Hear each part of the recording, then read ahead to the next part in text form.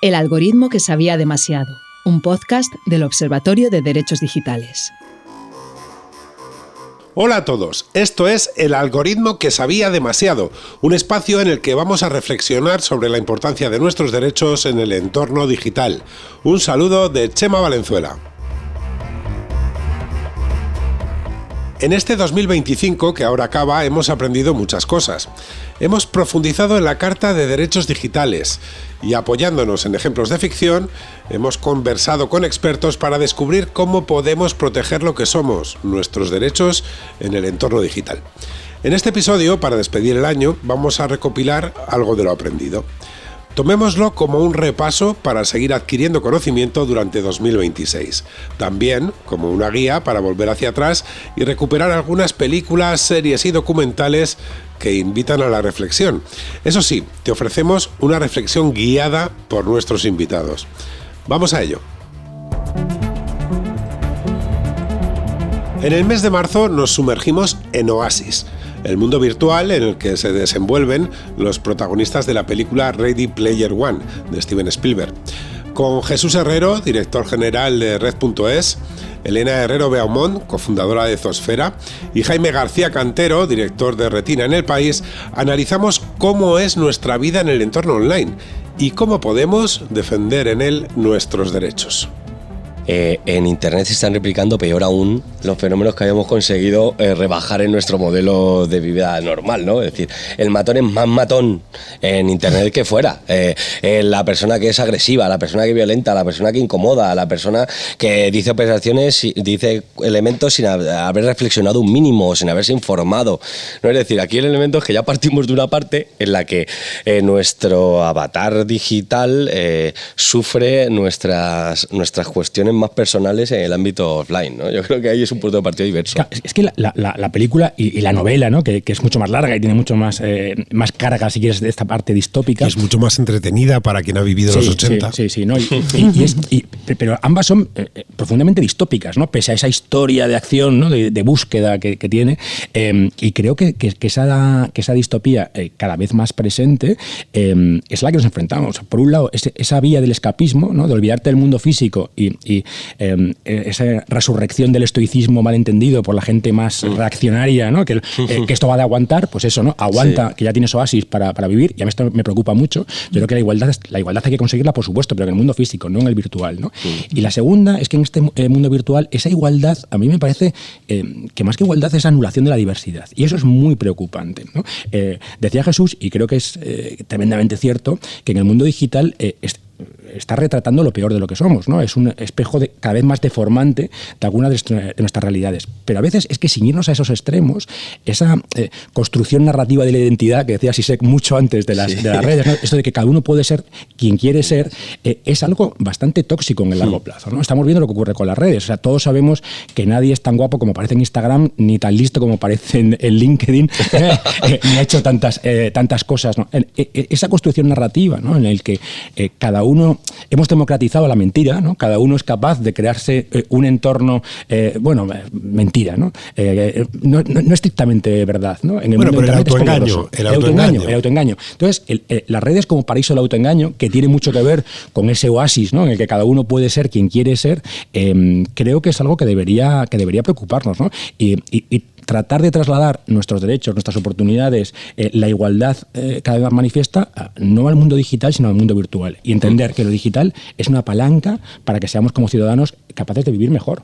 Y yo, ahondando un poco en lo que dice Jaime, que es un tema que hemos hablado, yo creo que la inteligencia artificial y la digitalización pone sobre la mesa cuestiones que son de verdadera trascendencia para el ser humano y que todavía no hemos superado un montón de asignaturas, ¿no? Por eso se pone ahora mismo en la necesidad de la ética en la digitalización y en la inteligencia artificial viene de ahí, ¿no? De la necesidad de volver a pensar hacia dónde queremos ir qué queremos hacer con nuestras vidas, qué merece la pena vivir, o sea, qué vida merece la pena ser vivida, ¿no? Yo creo que son cuestiones que todo este entorno tecnológico nos pone sobre la mesa de una manera mucho más, nos obliga a reflexionar de una manera mucho más profunda que lo que...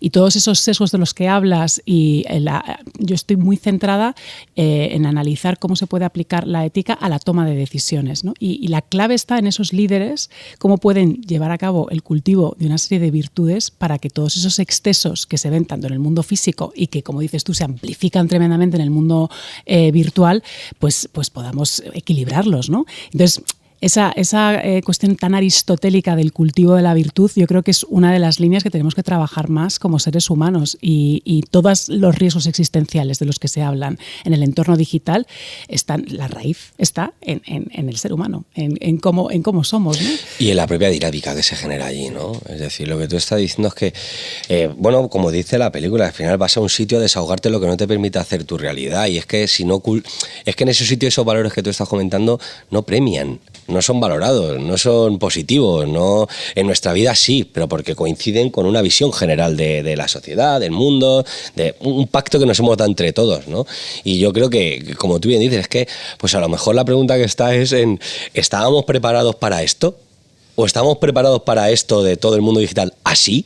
Sobre todo porque no podemos olvidar una cuestión, que este mundo se alimenta a unos señores que ganan dinero con él. Es decir, que es que esto no hemos decidido entre todos. Esto queda clarísimo. No, claro. Eso está muy presente en la película, ¿no? Oasis es una empresa, ¿no? Al final. Y creo que este es empresa rival. Este es el mundo en el que vivimos, ¿no? Fíjate, yo creo que durante muchos años nos han querido convencer, ¿no?, de que las redes sociales son una plaza.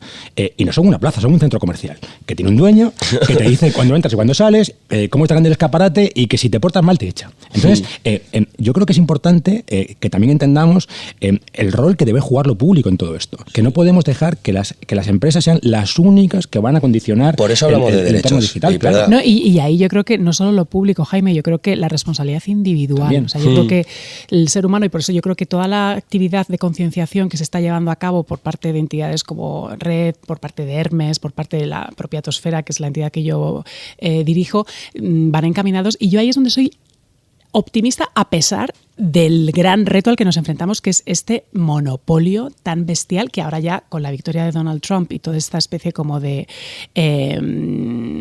baile de Trump con Elon Musk, de concentración de poder que no se había vivido en toda la historia de la democracia constitucional. No se ha vivido una concentración de poder tan grande como la que estamos afrontando. Entonces es algo que es como una especie de Goliat, ¿no? Imposible o sea, los contrapesos ¿dónde están? O sea, las cosas que estamos viviendo estos días, la toma de decisión de Trump estos días me parece que está rompiendo, lo decían en el New York Times hace unos días, está rompiendo el orden constitucional. Entonces, yo, ¿por qué soy optimista? Porque sí que creo que va a haber un montón de contrapesos provenientes de sociedad civil. O sea, yo creo que ahí se está armando mucha gente, muchos pensadores, no sé si lo compartís, ¿no? Pero en la película también se ve cómo al final la unión de unos, esto es muy arendtiano, cuando se unen, ¿no? Los buenos, ¿no? Los mejores, cómo al final terminan llegando a vencer, ¿no?, a ese gran monstruo, ¿no?, que luego se escenifica muy bien al final de la película. Y yo creo que esa unión de buenos es muy importante.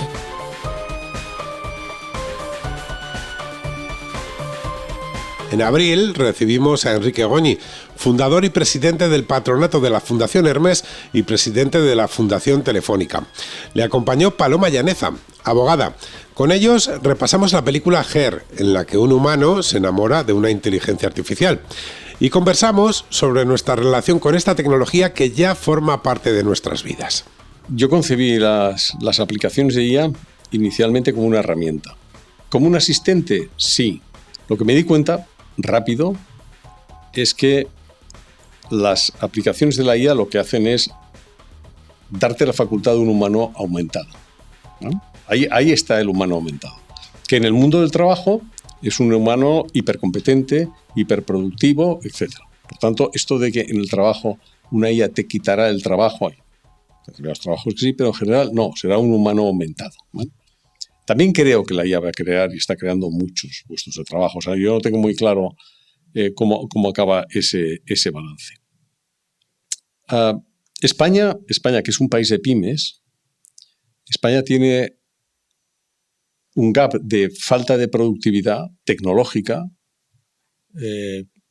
y necesita la IA para competir más y competir mejor. Ahora, una IA del hombre, para el hombre, respetuosa con los derechos laborales, no una IA arrebatacapas, no una IA silenciosa y sospechosa, no, tiene que ser una IA explícita. Lo de código abierto, código cerrado, depende para qué aplicaciones. Por supuesto, todas las que tienen que ver con industrias de defensa, seguridad, etcétera, código cerrado. El resto pueden ser de código abierto. Y yo creo mucho en la aplicación de la IA para mejorar nuestro gap de productividad. Ahora, hay una figura que me gustaría entender mejor, porque si ahora estamos en los asistentes de IA, ya estamos...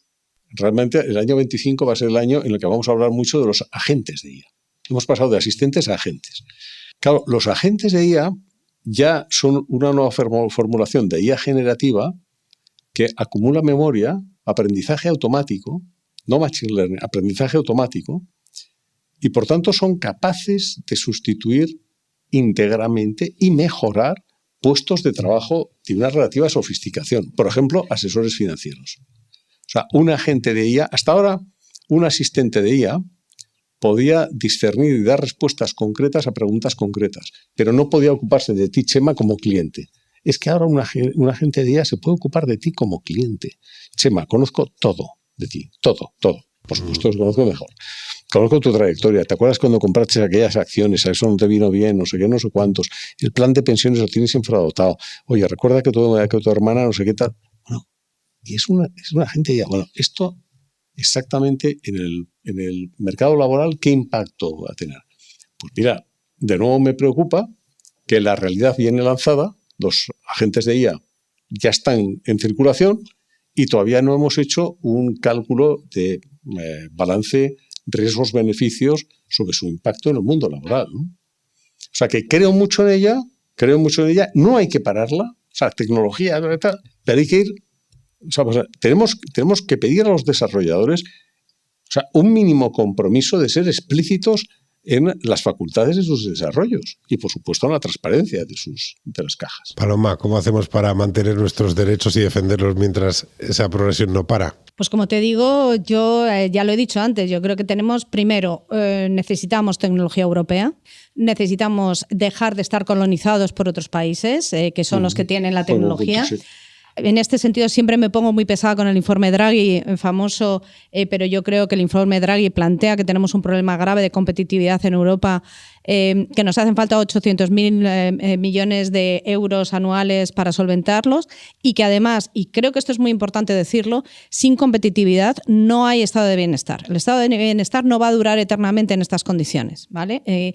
Y si el estado de bienestar se resiente la cohesión social y, por lo tanto, el problema que tenemos es mucho más grave que la mera tecnología. Por lo tanto, yo creo que es momento de plantearnos, por muchos motivos políticos, sociológicos, etcétera, que necesitamos tecnología europea, que tenemos talento y que lo podemos hacer. Nos hace falta capacidad de tiro. Y además, en relación, y para cerrar el tema del trabajo, creo que nos hacen falta en las empresas liderazgos éticos. Os parecerá un poco que suena no. A músicas celestiales o a wishful thinking o como lo queráis llamar, pero yo creo que debemos de ser conscientes de que con los agentes virtuales vamos a ser capaces de sustituir puestos de trabajo completos, no tareas, sino puestos de trabajos completos, que eso nos va a dejar a mucha gente desempleada, que esa gente, en contra de lo que dicen las estadísticas, no los vamos a poder poner a programar al día siguiente, porque no, esas personas van. Y además que ese impacto es transversal y que lo que necesitamos es ver la IA como algo que ayuda a retirar tareas repetitivas, a hacer más eficientes los procesos en donde una IA es más eficiente que tú, porque no se cansa, porque no se equivoca, pero que debemos de saber cómo esas personas que trabajan para nosotros poder desarrollar otras capacidades para poder reaprovecharles. Y yo creo que en ese liderazgo ético es importante pensar en los seres humanos que trabajan para ti, porque esos seres humanos que trabajan para ti son también seres humanos que consumen para otras compañías. Con la llegada de la primavera, en mayo, abordamos con María Moya, fundadora y CEO de Prodigioso Volcán, y Borja Vergareche, socio de Comunicación Corporativa, Innovación y Liderazgo en Harmon, uno de los puntos de la Carta de Derechos Digitales: el derecho a recibir libremente información veraz. En tiempos de desinformación, nos refugiamos en la redacción de informativos de la serie The Newsroom. ¿Cómo ha cambiado el ecosistema en los últimos años? Yo creo que ha habido un cambio que se produce precisamente por las mentiras. Para hablar de desinformación hay que hablar de mentiras, porque nosotros muchas veces decimos fake news, y fake news se traduce como noticia falsa, pero fake news es una noticia falseada. Es una mentira, y eso es lo que ha pasado, que hay mentiras que tienen intención, hay una intencionalidad de mentir para conseguir determinados objetivos. Me da igual que sean políticos, que sean de salud, y eso hay que ponerlo de manifiesto. Hay que hablar muy claro de mentiras, y eso es lo que yo creo que ha cambiado dentro de un contexto mucho más polarizado. Yo siempre me explico las fake news de dos maneras, ¿no? Y estoy totalmente de acuerdo en lo que dice María, pero por un lado tiendo a creer que las fake news somos nosotros, es decir, que tiene mucho que ver con la degradación de ciertas cosas, la pérdida de valoración de ciertas cosas, y dicen mucho de nosotros, pero luego hay un matiz. Yo creo que hablando de desinformación en general, más importante que hablar de la producción de contenidos falsos, que podemos hablar de ello, granjas en países como Macedonia y antes Ucrania, donde hay decenas de gente produciendo contenidos falsos, creo que hay que hablar de distribución de la información, ¿no? Y como esos canales algorítmicos de distribución de la información que hemos adoptado porque nos aportan un montón de cosas cada día, cada vez que consultas Google, las redes sociales nos han dado muchísimas cosas positivas, pero al final la distribución de la información en unos conductos algoritmizados a una escala que nunca habíamos visto, creo que es lo que hace que algo que ha existido siempre, que son las mentiras o las estrategias de propaganda o la querencia del Homo sapiens a creernos los chismes, por eso digo que somos un poco nosotros, lo que es nuevo es la escala del fenómeno gracias a unos conductos de distribución brutalmente universales, ¿no? Y ahí es donde creo que somos frágiles, vulnerables, y que esa cosa tan importante llamada periodismo y ese ser humano tan apegado a un oficio tan valioso llamado periodista se hace pequeñito, ¿no? En este contexto. Se hace pequeñito, pero es parte de la solución al problema. 100%, seguro que María está de acuerdo. A ver, para hablar de cómo solucionar la desinformación y las fake news, yo creo que hay que ponerse un poco estupendo, elevarlo un poquito, y creo que hay que hablar del estado de salud de ciertas instituciones que son las que garantizan que podamos vivir en un mundo con verdades compartidas. Porque, como ha dicho María, el principio de esta conversación está en que vivimos en la era de la mentira. Vivimos en una era en la que hay políticos elegidos en países muy importantes y muy grandes que han hecho campaña y han construido una personalidad política en torno a la mentira. Y eso afecta a muchas cosas. Por eso hablo del estado de salud de ciertas instituciones, ¿no? Que tienen que ver con la idea de una democracia deliberativa, ¿no? El sistema que tenemos se basa, en que manejamos argumentos basados en la verdad para construir consensos. Toda esta cadena, que la hemos dado por obvio durante muchas décadas, se nos está rompiendo. En esto el periodismo tiene un lugar más que nunca. De cada día mirar ahí fuera, hacer lo que hace un periodista, que es contrastar las cosas y traernos las historias con un cierto orden, con una cierta cabeza. Luego a cada uno le gustarán más unas cosas u otras, ¿no? Pero al final es el derecho a entender el mundo en el que vivimos, ¿no? Y yo creo que el periódico, los medios, un telediario, una app, son mecanismos que nos ayudan a entender el mundo en el que vivimos, ¿no? Los adultos, los jóvenes, los niños, y eso es muy valioso. Trasciende el periodismo, pero más que nunca es necesario. Y también yo creo que el mundo en el que vivimos ahora tiene un factor más que suma, que es la inteligencia artificial. Y la inteligencia artificial nos lleva a mundos de ficción. Y esto es lo que cambia también la foto con respecto al pasado. ¿Por qué? Porque va a llegar un momento en que no vamos a saber o poder distinguir qué es verdadero y qué es falso. Y vamos a tener que prepararnos, formarnos, autorregularnos y educarnos para que ese mundo de ficción sea digerido y sea discernido.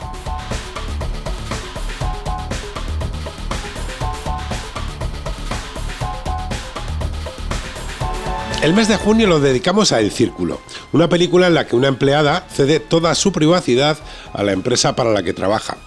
Mariluz Rodríguez, catedrática de Derecho del Trabajo y de la Seguridad Social en la Universidad de Castilla-La Mancha, y Agustín Baeza, consultor de Asuntos Públicos y Comunicación para startups y empresas tecnológicas, nos acompañaron en la búsqueda de respuestas.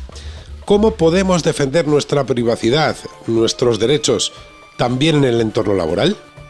Nosotros tenemos unos derechos que apenas conocemos, pero que existen. Entonces, sería bueno, y este es el valor de los derechos digitales, realmente el valor de los derechos digitales, sería bueno que conociéramos nuestros derechos para poder ejercer nuestros derechos. Porque el problema que hay es que hoy tenemos sobre todo los europeos, tenemos una legislación protectora y muy sofisticada, a veces demasiado sofisticada, que nos protege, que está basada en los derechos digitales, pero que no sabemos ejercer porque a veces ni siquiera lo conocemos. Entonces, claro que nos han capturado los datos porque nosotros hemos dicho sí, pero claro que mis datos que capturaron para un propósito no pueden ir a otro propósito. Yo le puedo decir a la empresa, perdón, en la cadena de valor de los datos yo tengo derechos y por lo tanto usted no puede utilizar mis datos para algo que yo no consentí. Pues yo estoy de acuerdo con Luz, pero ahora voy a introducir un elemento un poco más pesimista. Es decir, el problema es los elementos, el coste del control de todas esas normas. Es decir, ¿quién asume todo ese coste?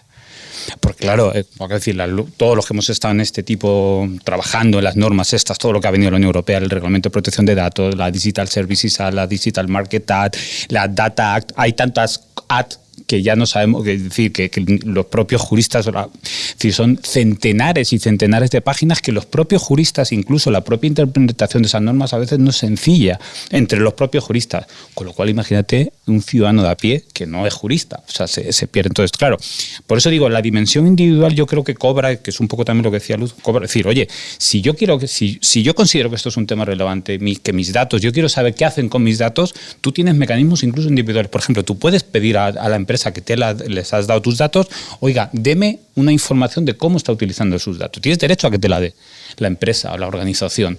¿Eso lo hace No, honestamente yo creo que no lo hace casi nadie. Bueno, porque eso es un ejercicio individual. Y luego está el elemento del control a nivel colectivo, es decir, a nivel gubernamental, que es donde, es decir, hay unas obligaciones que tienen que cumplir todas las empresas en función del tamaño, en función del número de usuarios, etcétera, etcétera, a nivel europeo. Pero desde mi punto de vista esos controles son cada vez más complejos. Es decir, por ejemplo, incluso las multas no están sirviendo para resolver ese problema. Ahí es donde iba yo. Pero claro. Una cosa que sería bien eficiente en esto que tú estás diciendo, la Agencia Española de Protección de Datos.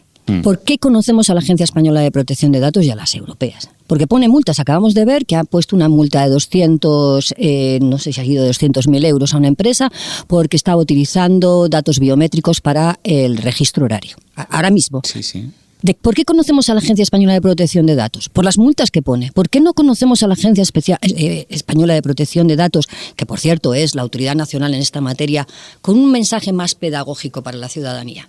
Porque tú dices muy bien, el derecho de acceso está ahí, pero yo he intentado con 5 trabajadores, 5, que ejercieran su derecho de acceso y me han dicho los 5 que no. ¿Por qué no? Porque tienen miedo. Primero porque no lo conocen y después porque tienen miedo. Entonces, es verdad lo que tú dices, el coste es altísimo, pero tenemos los instrumentos. El problema es que a veces los instrumentos los utilizamos solamente para una función y no para otra. Para mí, la Agencia Española de Protección de Datos quizá debería tener una función pedagógica que hoy no tiene.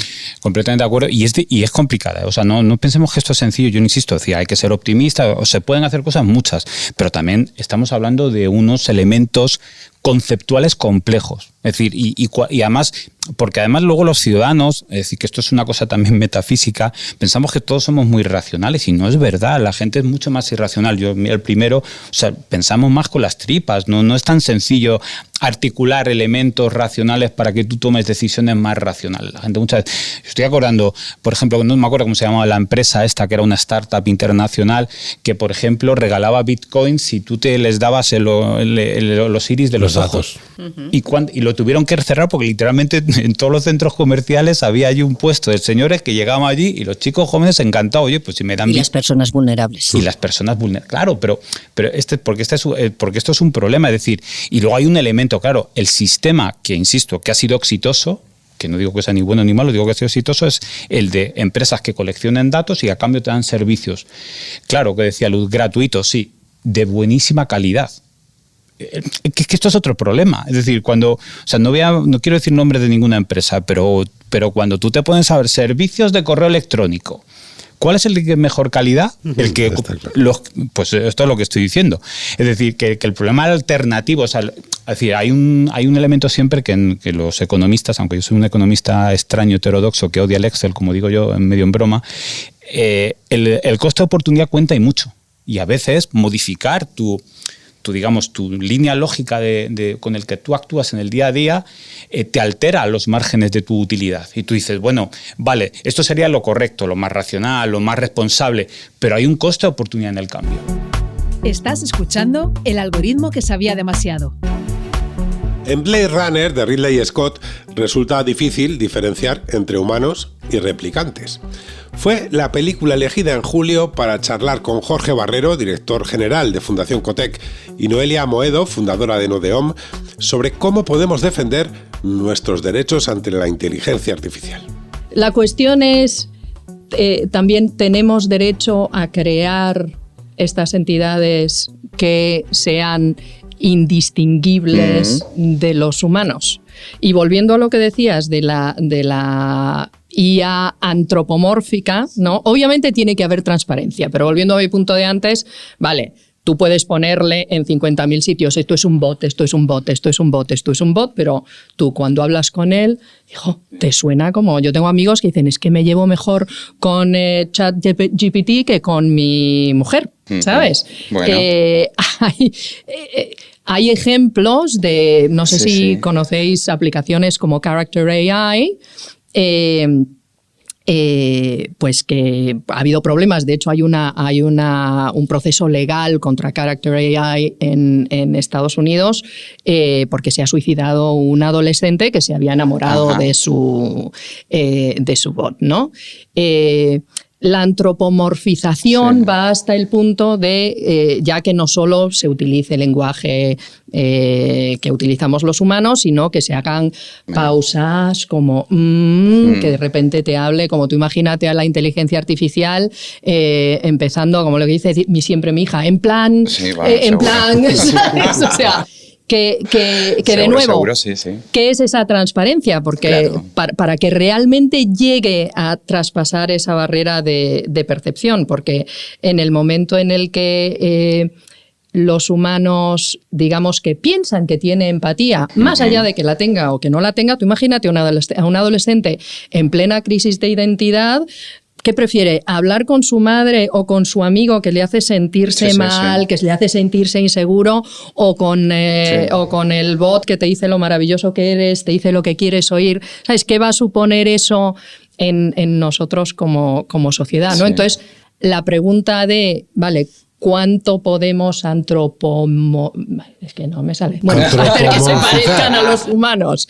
Humanizar también podríamos decir, creo ¿no? que es relevante, pero luego también... Sí. Estoy totalmente de acuerdo. Creo que al final tenemos que ser responsables, ¿no? Y nosotros decidimos pues qué aplicaciones triunfan y cuáles no, pero en el momento en el que empiezan a meterse en tus sesgos cognitivos, digamos, en qué momento no pasas a ser tú el esclavo, ¿no? Yo me quedo con nosotros decidimos, ¿no? O sea, si eso fuera verdad, casi el resto era irrelevante, ¿no? Porque eso es algo decidido entre todos, aunque ya estamos viendo a nuestro alrededor que las decisiones colectivas del ser humano no parecen las más racionales muchas veces. Da igual cuando leas esto.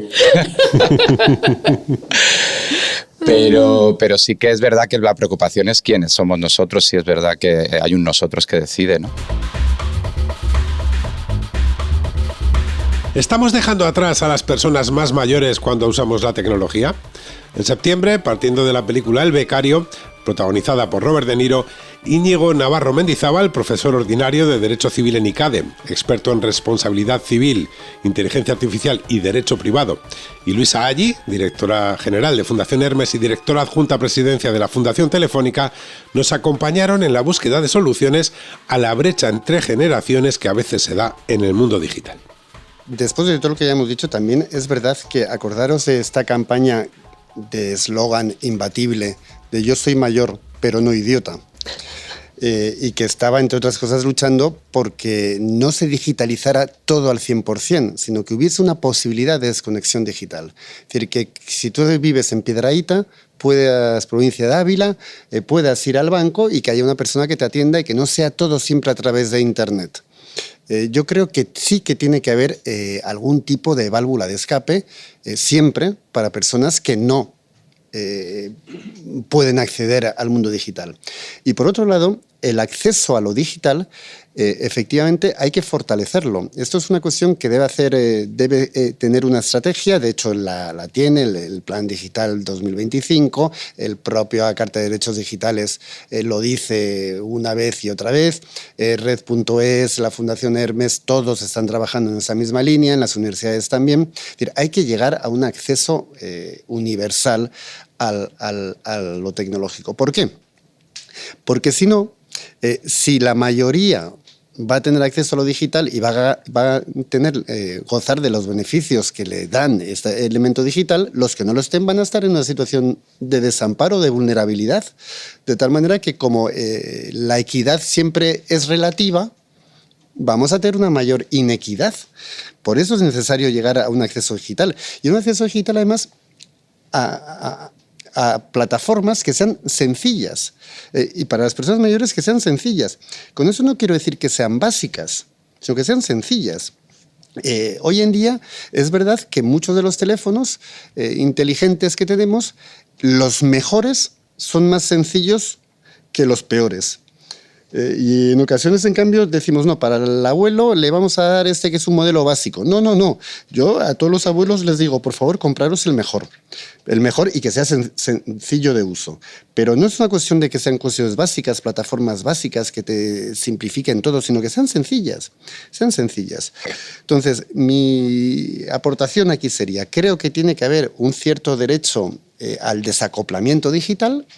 Las personas que están desacopladas deben tener una puerta física a la que llamar y luego hablar con una persona.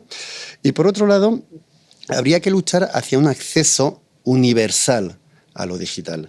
Un acceso universal a lo digital que dentro de un tiempo será igual que el acceso al agua potable. Es decir, es una exageración, pero por hacernos idea. Tener una banda ancha será tan importante como tener una buena canalización en tu pueblo. Entonces, en tu pueblo querrás tener las dos cosas, una buena canalización de agua potable y además acceso a banda ancha. Sí, yo la verdad que no tengo mucho más que matizar. Lo que yo sí pensaba es de ese diálogo intergeneracional que tenemos que propiciar. Es verdad que luego todo el mundo queremos entrar con todas las causas y con todos los temas en los colegios, ¿no? Porque todo el mundo está diciendo, no, es que la educación es básica. Y entonces tú vas viendo, da igual el tema que trates. Todo el mundo lo que quiere es llegar al aula, ¿no? Y ahí también habría que ser capaces de ordenar el tráfico, es quién llega al aula y para qué y cómo y vamos a llegar. Pero sí que es verdad que claramente es algo que tenemos que promover entre la gente joven, ese acompañamiento, ¿no? esa mentorización cruzada en distintos entornos de colegios, de abuelos, porque lo estabas diciendo tú, no todo el mundo tiene nietos o no todo el mundo tiene ese móvil. Pero, bueno, ¿cómo se puede promover un movimiento social? ¿No? A veces es esa necesidad de que nos movamos, que nos movilicemos, sobre todo las nuevas generaciones que se vinculan mucho a causas, ¿no? Pues ayudemos a crear una causa clarísima con el apoyo a la tercera edad. Yo creo que podemos hacerlo a través del movimiento de derechos digitales que estamos promoviendo, pero vamos a crear una causa, vamos a ayudarles a que sea un motivo de voluntariado, de acompañamiento, de lo que sea, porque ahí tenemos todos mucho que ganar. Eso, y no hace falta que vaya en el entorno de las empresas, sino que puede pasar en la sociedad de una forma. Vamos a intentar articularlo, vamos a ir aquí con un trabajo. Me parece una idea, Luisa, buenísima. Que hubiese un voluntariado en los colegios, en los alumnos que están en la ESO y en bachillerato, que tuviesen que dar clase de tecnología a personas mayores de su entorno. Sin imponer el criterio del joven. Sin imponer el criterio del joven, claro. Porque el derecho a envejecer también, o sea, el respeto envejeciendo es importante. Sí, pero sería Yo creo que sería maravilloso. Sería maravilloso porque todo el mundo aprendería y aparte que también habría una componente de servicio social, que a veces en la educación echamos de menos que existe una componente de servicio social, de servicio a la comunidad o servicio a las personas más vulnerables dentro de las aulas, que saben mucho inglés, chino mandarín y muchas cosas, y luego dices, ¿y esta gente sabe ayudar a la comunidad en la que vive?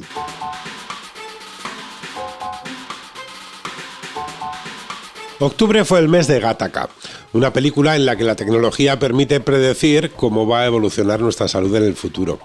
Gloria Andrada, investigadora Ramón y Cajal en el Instituto de Filosofía y Sociedad del CSIC, y Miguel Luengo Oroz, fundador y consejero delegado de Spot Lab AI y experto en inteligencia artificial para el impacto social y la salud, fueron los compañeros de viaje adecuados para aprender sobre la defensa de nuestros derechos cuando la medicina y la ciencia se digitalizan. ¿La salud es un derecho o es algo que se compra? ¿Vale? Y también depende de dónde estés. No es lo mismo que estés igual en un país como España, que da acceso universal a la salud, que estés en otras geografías. Entonces, para mí esa es la primera. ¿Cuál es nuestro plan para la salud? ¿Vale? ¿Es algo que todos vamos a tener derecho o es algo que puedes comprar, igual que compras cualquier cosa en el supermercado? Y creo que de ahí luego pues derivan muchas decisiones, porque se está tratando de salud pública, salud individual y claro,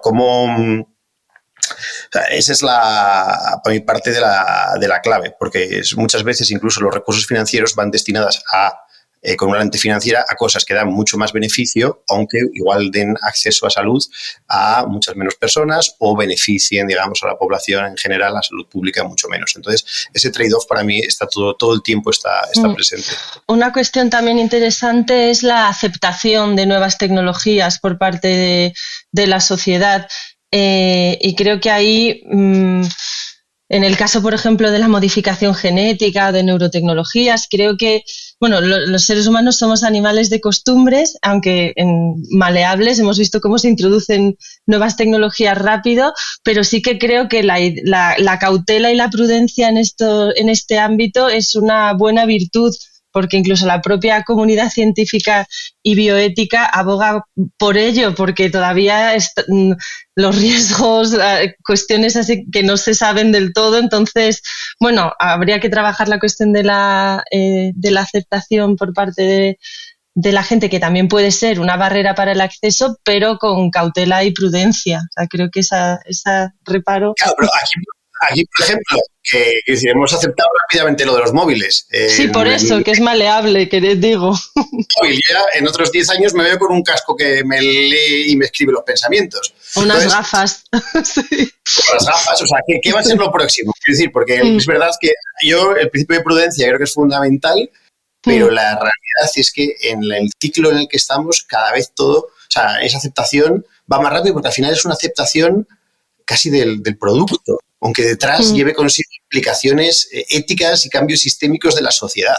¿Vale? Entonces, yo creo que aquí también falta mucho como educación de todo lo que lleva detrás. No es que haga un clic ahora y me aparezca enfrente en la puerta de casa lo que acabo de ir, lo que yo quería instantáneamente, sino que todas las implicaciones que tiene detrás utilizar esta tecnología muy rápido. Estoy muy de acuerdo contigo con esa necesidad de un esfuerzo explicativo, ¿no? De explicar, de transparencia, de qué ha llevado ahí, qué hay detrás. A veces es complicado, pero desde luego creo que eso favorecería la aceptación o no, si realmente fuese transparente.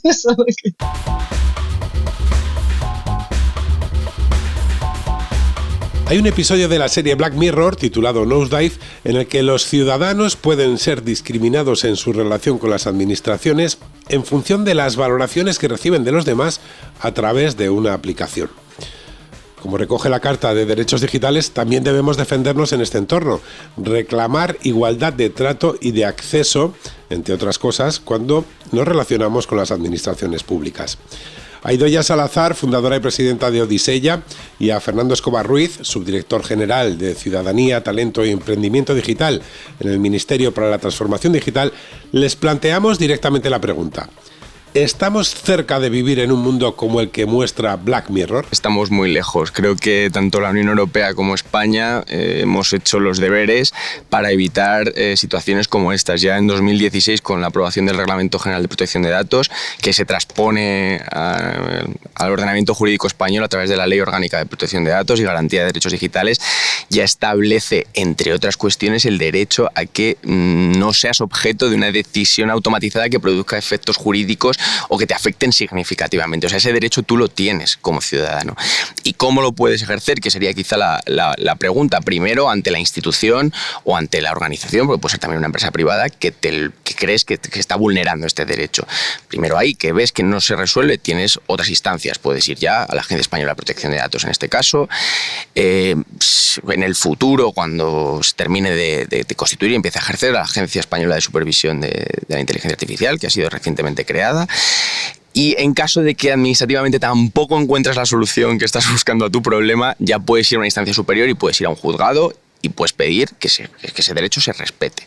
Y en principio el juzgado tendrá que valorar, por supuesto, como cualquier otro derecho, como el derecho a la propiedad, como el derecho a la libertad individual, como muchos otros derechos que hay, pero tendrá que ponderar si ese derecho está siendo vulnerado y, en su caso, resarcirte. Entonces, aquí hay una cuestión también muy importante, que esta cuestión que comentabas, Fernando, pues obviamente al final hemos puesto, es cierto que a nivel europeo estamos poniendo pues nuestros reglamentos, nuestras diferentes estrategias nacional de IA, estamos creando instituciones para proteger, pero es cierto que de cara a los ciudadanos sí que se percibe todavía falta de información, de permeabilidad de lo que se puede hacer, de lo que es cierto que tenemos esas normativas, pero el ciudadano todavía percibe el peligro. Es decir, todavía no es capaz de saber a dónde ir para poder ejercer sus derechos. Uh-huh. Y lo que percibe muchas veces el ciudadano es las noticias de la prensa. Los titulares, en el que pues comenta estas cuestiones de que el algoritmo discrimina, de que el algoritmo va a tomar decisiones, de que el algoritmo va a acabar con la humanidad, de que nos va a superar, de que me va a quedar sin puesto de trabajo y esta serie de cuestiones, o que el robot le va a dar una patada y le va a echar su puesto de trabajo a la persona en cuestión. Bueno, pues la verdad es que esa percepción también es importante, o sea, es importante hacer la norma de por sí, pues por ejemplo, crear la Carta de Derechos Digitales, crear la reglamentación europea en IA, pero luego hay que también trabajar en concienciación por parte de los ciudadanos para que el ciudadano pues se quite esa idea de ciencia ficción que tiene de la inteligencia artificial, que es poco realista por ahora, y digo por ahora, fijaros, o sea, es importante hablar del momento en el que estamos, esa cuestión, y empiece a saber cómo usar esos canales de reclamaciones que obviamente tiene derecho a poner en el mundo occidental. Al final yo creo que estamos en un momento clave en el mundo de la tecnología. O sea, es una encrucijada importante, porque la tecnología en sí misma, tal y como está ahora mismo, las tecnologías de inteligencia artificial, en realidad sí podrían llevar al mundo de Black Mirror, de este capítulo de Black Mirror. En realidad, técnicamente, no estaríamos lejos de poder conseguir fíjate, poder conseguir, qué palabras, ese mundo de Black Mirror. Pero es cierto que el mundo es muy grande, que afortunadamente tenemos pues regulaciones, hay países que dominan menos, o sea, que no legislan en este tema o que tienen otra política diferente a la que tenemos en la Unión Europea, y obviamente pues están menos protegidos sus derechos que aquí. La historia es que sí es técnicamente posible, pero en función de dónde vivas del mundo, pues será menos viable. Y hasta aquí este resumen de 2025 del algoritmo que sabía demasiado. Solo nos queda desearos felices fiestas. El algoritmo que sabía demasiado es un podcast del Observatorio de Derechos Digitales, impulsado por Fundación Hermes y Red.es y financiado por la Unión Europea. Si quieres disfrutar de más capítulos, síguenos en tu plataforma de podcast preferida. Nosotros nos vamos ya, pero volvemos pronto con más películas, más series y las mismas ganas de seguir defendiendo nuestros derechos. Hasta el próximo capítulo.